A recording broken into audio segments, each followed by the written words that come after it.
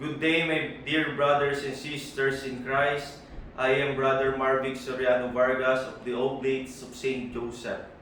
As we continue celebrating the year of St. Joseph, join me on my reflections in the life of St. Joseph, particularly in his being faithful. I was given a topic na St. Joseph, most faithful. In the litany, we can find that word, St. Joseph, most faithful, or in Filipino, it is San Jose, pinakamatapat. First, let us define the word faith or faithful. Fidelity comes from the word or Latin word fides, which means faith. Fidelity is the state of being faithful. And according to dictionary, faith is confidence or trust in a person, thing, or concept. In the context of religion, one can define faith as belief in a God or in the doctrines or teaching of religion. So when we talk about St. Joseph's faithfulness, we can say that it comes from his strong belief and trust to God. And we can see evidences of his being faithful to God in the Gospel of Matthew. Let us read to you. This is how the birth of Jesus, the Messiah, came about. His mother Mary was pledged to be married to Joseph, but before they came together, she was found to be pregnant through the Holy Spirit. Because Joseph, her husband, was faithful to the law and yet did not want to expose her to public disgrace, he had in mind to divorce her quietly. But after he had considered this, an angel of the Lord appeared to him in a dream and said, Joseph, son of David, do not be afraid to take Mary home as your wife, because what is conceived in her is from the Holy Spirit. She will give birth to a son, and you are to give him the name Jesus, because he will save his people from their sins. All this took place to fulfill what the Lord had said through the prophet. The virgin will conceive and give birth to a son, and they will call him Emmanuel, which means God with us. When Joseph woke up, he did what the angel of the Lord had commanded him and took Mary home as his wife. But he did not consummate their marriage until she gave birth to a son, and he gave him the name Jesus. In chapter 2 of Matthew, when they had gone, an angel of the Lord appeared to Joseph in a dream. Get up, he said. Take the child and his mother and escape to Egypt. Stay there until I tell you, for Herod is going to search for the child to kill him. So he got up, took the child and his mother during the night and left for Egypt, where he stayed until the death of Herod, and so was fulfilled what the Lord had said through the prophet, out of Egypt I called my son.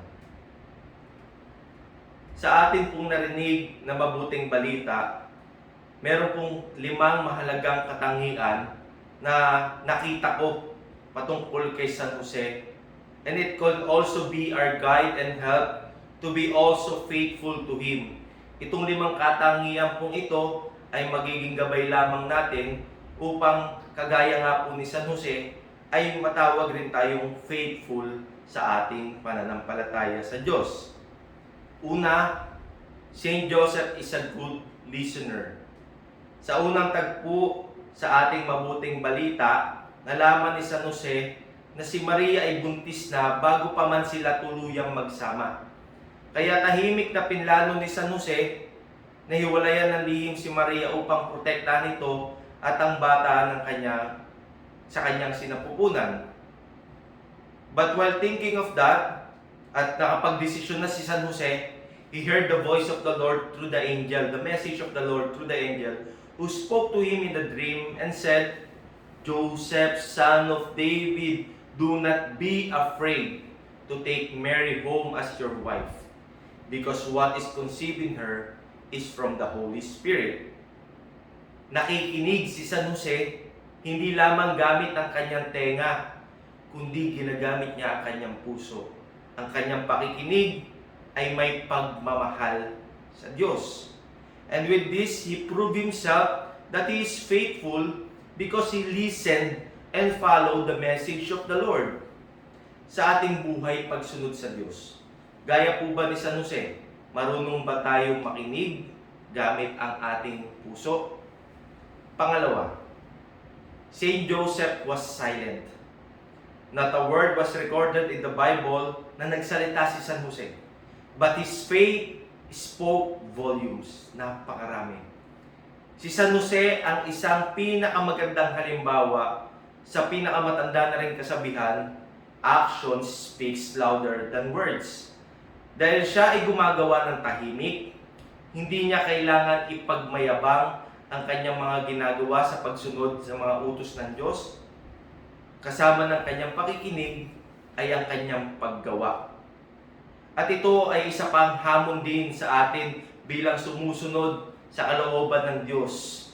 Na gaya ni San Jose, dapat tayo ay marunong makinig at gumawa ng tahimik.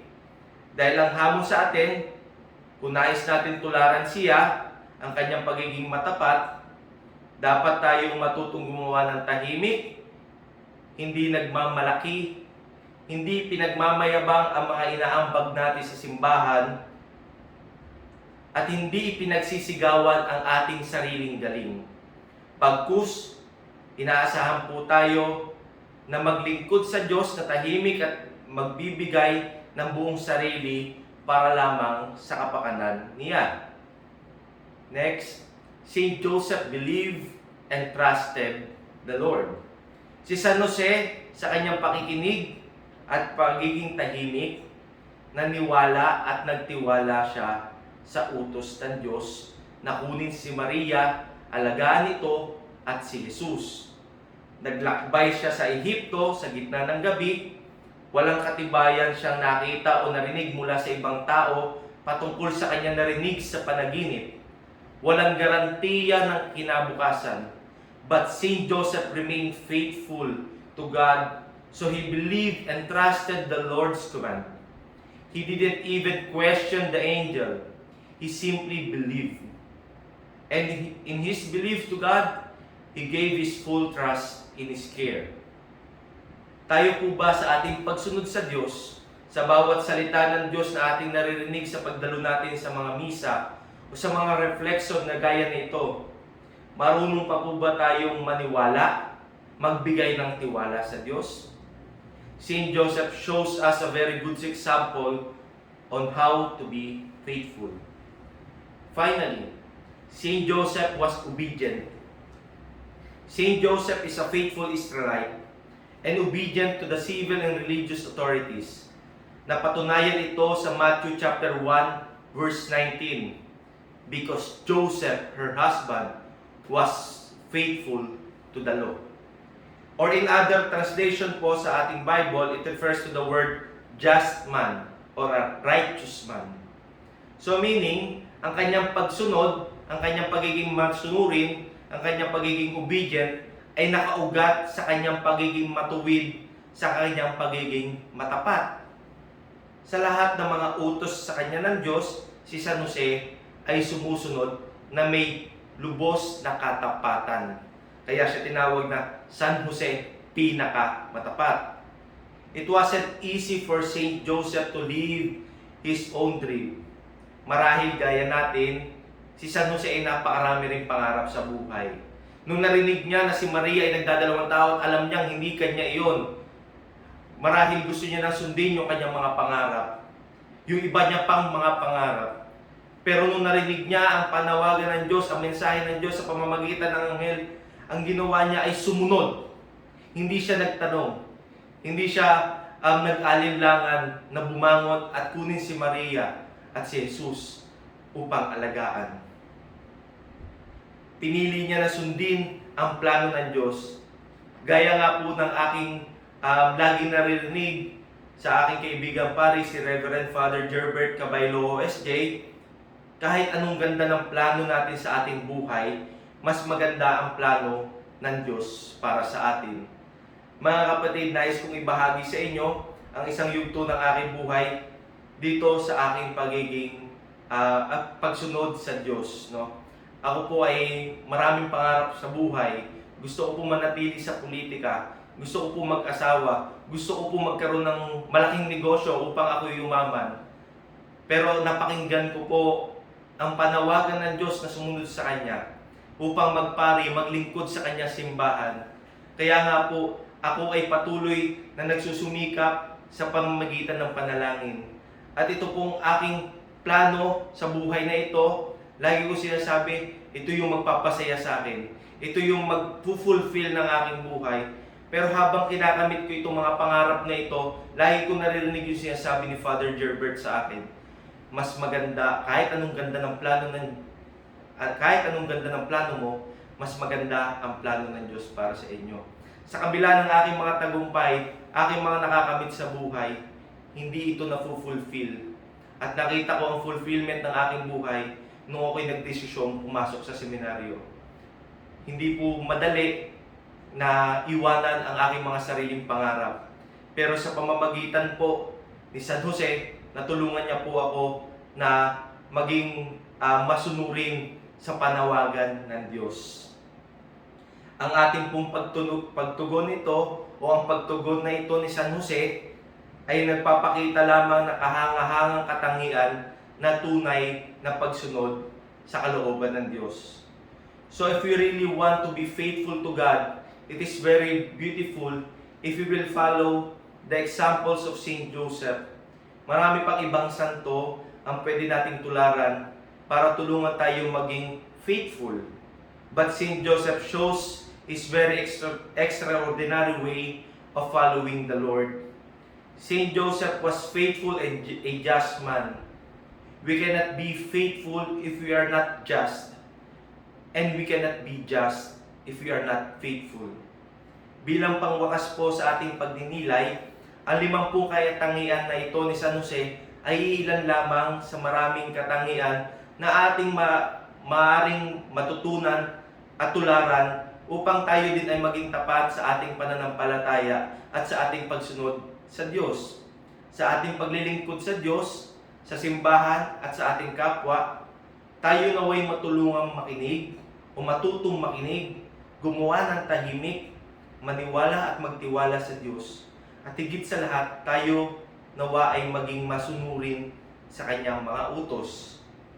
Mga kapatid, magagawa natin ito sa pamamagitan ng patuloy na pagdarasal at higit sa lahat, sa pamamagitan ng patuloy na pagsusumikap na gumawa ng tama para sa kapakanan ng Diyos. Again, in our celebration of this year of Saint Joseph, let us imitate Saint Joseph's life of being faithful to God. And Pope Francis also wants us to promote the devotion to Saint Joseph so we can bring also others close to Jesus. My dear friends, maniwala tayo sa Diyos, magtiwala tayo sa Kanya, makinig at gumawa ng tahimik at sumunod sa Kanyang mga sinasabi sa atin. Sapagkat kailanman, kung ano man ang sinasabi sa atin ng Panginoon, hindi niya tayo pababayaan kung tayo susunod, kagaya ni San Jose. Iti ad Joseph, iti cum Joseph.